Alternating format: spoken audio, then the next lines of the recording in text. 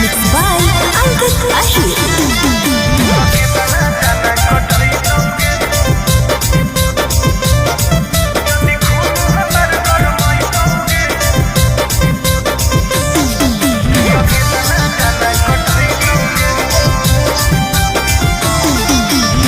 मना हको घरवा से निकले के बहरा जनुआ रे लागल हको चरोरे पहरा बाहर आओ ना। नहीं हे रे मना हको घरवा से निकले के बहरा जनुआ रे लागल हको चरोरे पहरा सुन बोल आगे बाप भाई तोड़ ना बोल पैतौगे।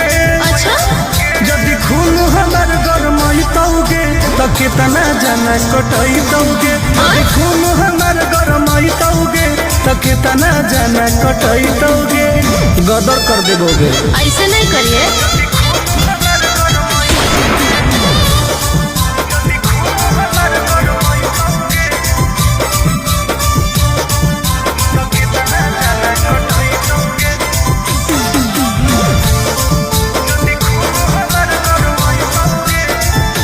हमरा रोक दे जे ओकरा ठोक देबौ हम। अरे? लेके चाकू सीधे सीनावा में भोक देबौ हम।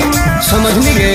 सुन ना हमरा लागो हको डर कहीं हो जैतौ मर्डर नाही करिहे रे मजनुआ कोनो लापरा के घर।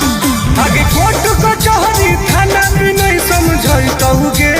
अच्छा यदि खून हमार गरमैतौगे तो कितने जना कटैतौगे। अरे यदि वाह। खून हमार गरमैतौगे तो कितने जना कटैतौगे। बर्बाद कर देबो। बाप रे बाप।